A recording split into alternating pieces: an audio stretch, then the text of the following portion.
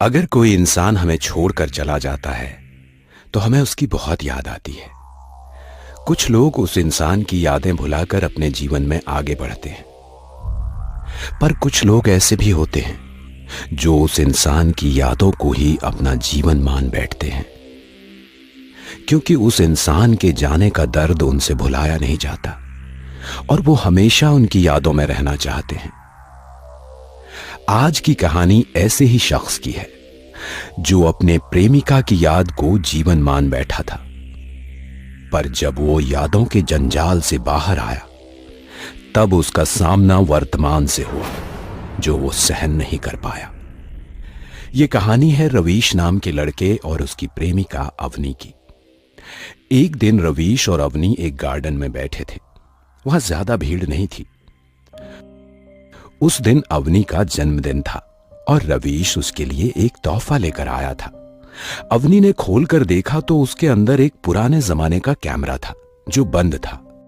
असल में अवनी को फोटोग्राफी का बहुत शौक था, इसीलिए रवीश वो कैमरा लेकर आया था। ये तो बहुत पुराना है पर बहुत अच्छा है। तुम्हें कौन सी इसमें से फोटो निकालनी है? बस मेरी याद में इसे अपने घर में रख देना। थोड़ी देर बात करके वो दोनों उस गार्डन से जाने लगे, पर जैसे ही वो रास्ता क्रॉस करने लगे सामने से गाड़ी आई और उस गाड़ी ने अवनी को उड़ाकर दूर फेंक दिया। रवीश भी गाड़ी का धक्का लगने की वजह से वहीं सड़क पर गिर पड़ा। भगवान का लाख लाख शुक्र था कि उसे ज्यादा चोट नहीं आई, बस 2-3 खरोंचें आई थी। पर जैसे ही रवीश उठकर अवनी के पास गया उसके दिल की धड़कन जैसे रुक सी गई। उसको अपनी आंखों पर विश्वास नहीं हुआ, क्योंकि अवनी वहां लोगों के बीच मरी पड़ी थी और उसका बहुत सारा खून बह रहा था। जल्दी ही वहां एम्बुलेंस आई और अवनी की बॉडी को ले गई। रवीश वहीं सड़क के किनारे बेजान सा बैठा हुआ था। अवनी को ले जाने के बाद रवीश उठा और उसकी सारी बिखरी हुई चीजें उठाने लगा। अचानक उसका ध्यान उस कैमरे पर गया, पर वो कैमरा अब पूरी तरह से टूट चुका था। रवीश ने कैमरे के सारे पार्ट्स उठाए और उन्हें घर ले आया। उसने उस कैमरे के पार्ट्स को अपने कमरे के टेबल पर रखते हुए कहा, अब तुम हमेशा मेरे साथ रहोगी, क्योंकि अब मेरे पास बस तुम्हारी यादें हैं और जब तक मैं जिंदा हूं मेरी यादों को कोई छीन नहीं सकता मुझसे, कोई नहीं। उस रात रवीश वहीं बेड पर लेटे लेटे अवनी की याद में सो गया। जब रवीश गहरी नींद में था तब अचानक उसके घर का दरवाजा जोर जोर से बजने लगा। रवीश हड़बड़ा कर जाग गया और सोचने लगा, इतनी रात के कौन आया होगा? पुलिस तो नहीं होगी? नहीं, इतनी रात को नहीं आएंगे वो। तो फिर कौन हो सकता है? रवीश सोच ही रहा था कि तभी फिर से दरवाजा बजा। रवीश जल्दी से गया और उसने दरवाजा खोला। जैसे ही उसने दरवाजा खोलकर सामने देखा तो उसका शरीर ऐसे कांपने लगा जैसे मानो उसे बिजली का करंट लगा हो। डर की वजह से उसके शब्द कांपते हुए होठों से बाहर नहीं आ सके, क्योंकि उसने देखा कि दरवाजे के बाहर खून में लथपथ अवनी खड़ी थी।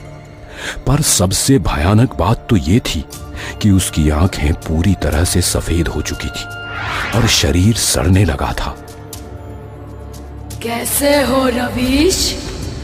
मुझे तुम्हारी बहुत याद आ रही थी। अवनी की वो भयानक आवाज सुनकर रवीश को चक्कर आ गए और वो लड़खड़ाता हुआ नीचे गिर गया। नीचे गिरते ही वो बेहोश होकर वहीं पड़ा रहा।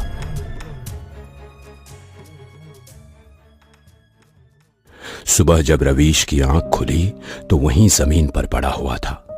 वो होश में आते ही कहने लगा, ये रात को मेरे साथ क्या हुआ? मैंने अवनी को देखा था। नहीं नहीं, वो तो मर चुकी है। तो यहां कैसे आ सकती है? शायद मैंने डरावना सपना देखा होगा। कितनी अच्छी बात है।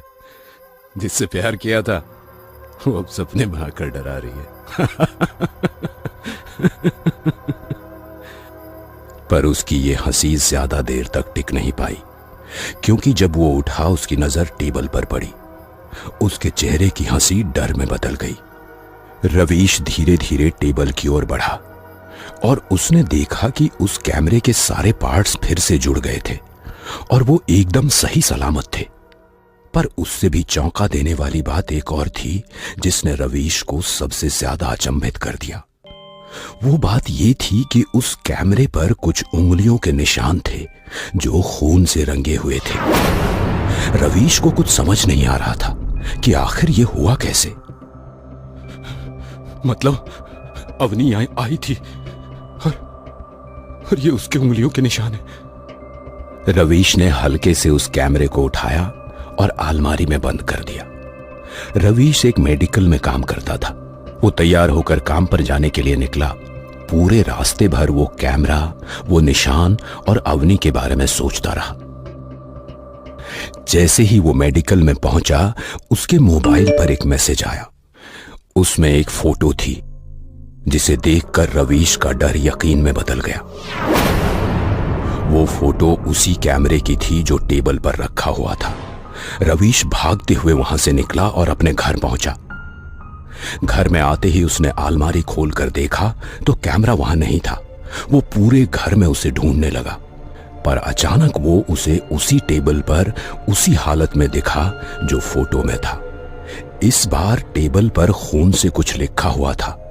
रवीश ने वो पढ़ा, क्लिक मी। रवीश पूरी तरह से डर गया था, इसलिए उसने वो कैमरा उठाया और उसका क्लिक बटन दबाया। जैसे ही उसने बटन दबाया, उस कैमरे में से एक फोटो बाहर आई जिसमें अवनी की भयानक तस्वीर थी। इसके साथ एक और चीज भी हुई। बटन दबाते ही रवीश के शरीर में एक छेद हो गया।